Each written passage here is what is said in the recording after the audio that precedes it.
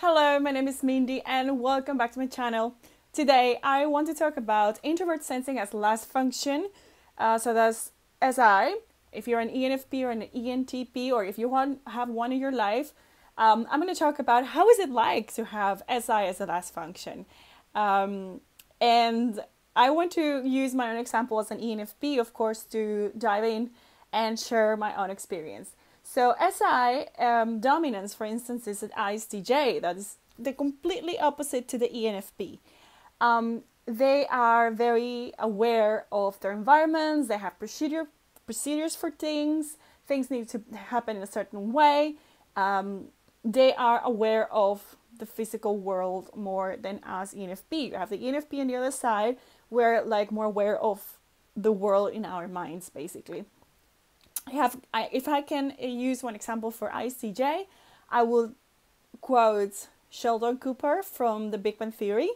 In my opinion, he's an ISTJ. There might be people that think that he's another type, but I think he's a very like textbook ISTJ.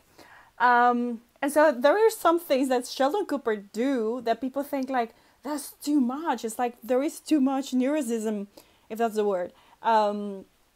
And in the way he behaves, like he has like a list of things that need to happen in the apartment. He has a list of like a contract for what the flatmates can do or not. He needs to sit in a particular part of the sofa and all of that. So that's exactly the opposite to the ENFP. The ENFP is totally in their heads. I can think of, for instance, when I go to the supermarket, this is a fun example. So I go there and I pay with my phone with contactless, and I don't even look at how much I paid. You know, like when I walk out of the supermarket and I'm almost home, I'm like, oh my God, how much was it? I don't know. So, okay, thanks God, I can go to the app on my phone and I can see how much I paid. But I do that very often. So I'm not aware of those little details of the daily life happening around me. Also, I can walk and then I don't know, stepped on the wrong part of the street and then I almost fall. And like there was a lot of clumsiness for me. And I talked to other ENFPs and there is this commonality. So we're not very aware of our environment. So that's our SI as a last function. But because it's also our last function, then when we're under stress, we fall into the same Sheldon Cooper like behavior. And by that I mean like if we are under stress, if we want for something to kind of work in a particular way, and that thing stresses us, let's say like a process, a project, something that needs like attention, a particular attention, or needs for something to happen, that's very stressful for the ENFP. Because we want to do it well, immediately we jump into that ISTJ kind of mood. So let's say if we work with some of the people in that project, then we might start asking from the people that work with us to follow a particular series of steps or to perform tasks in A, B, C, D order and not any other order. That's like very Sheldon Cooper like.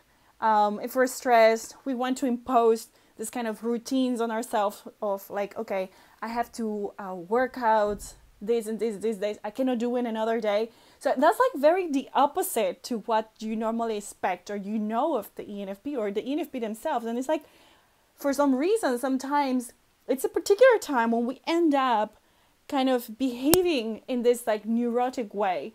But that's not something that makes us happy. So that makes us very stressed because we're overusing then the last function that we kind of don't know how to use. So I guess we all have all of the functions, but we don't know how to use them properly as other types will do. So I would say being an inferior SI, it's kind of behaving like your counterpart, just the total opposite. So think of the letters of your type and think of the opposite. So let's start. E will be an I. If I'm an N, then it will be an S. If I'm an N, a feeling, then it will be a thinking and perceiving, judging. So then I have my ISTJ.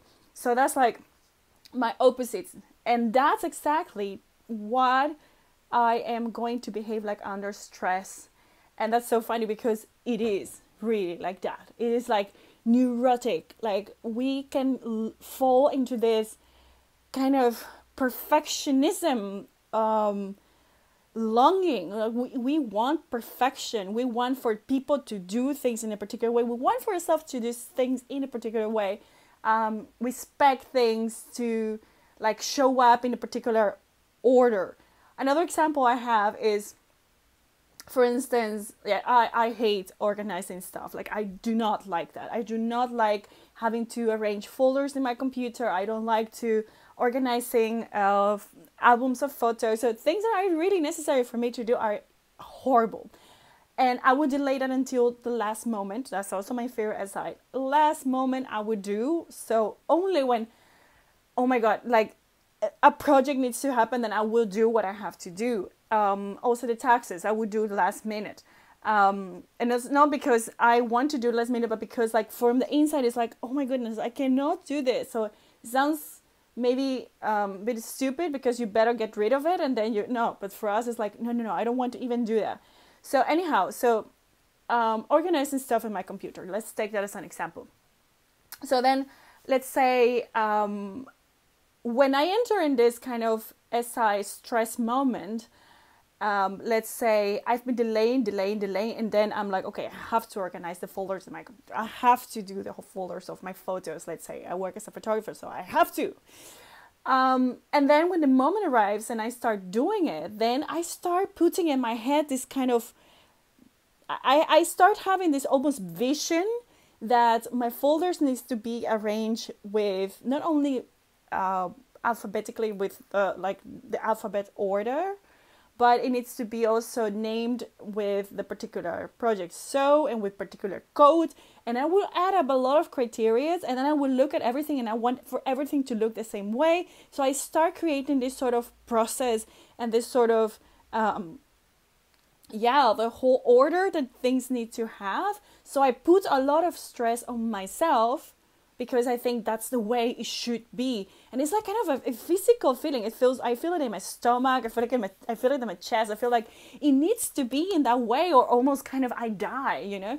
And at some point I'm like, yeah, I'm being too much here. Like I need to just let go. And thankfully, when I learned of MBTI, I could kind of let go and say like, okay, no, I don't need to really put a lot of stress here. I just need to do things kind of halfway. I mean, like organize them, put a name, but I don't need to create a whole system for everything because that's too much, too ISTJ. I'm never going to kind of try to be a perfect ISTJ. I can just be an ENFP and that's it. Of course, we want to kind of develop the last function, but we don't need to be perfect. So that's like a good example of how SI works for the ENFP. I noticed that the ENTP has also a similar case with dealing with SI.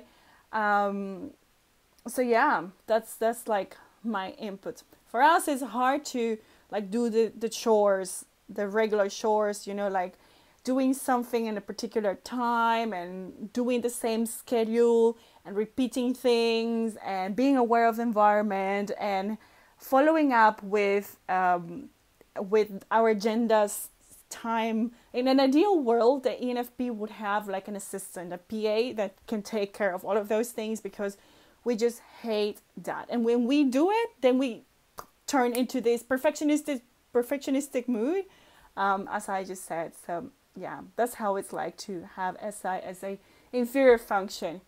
So my friends, that's all for today. Subscribe, like this video so more people can see it, and till next time.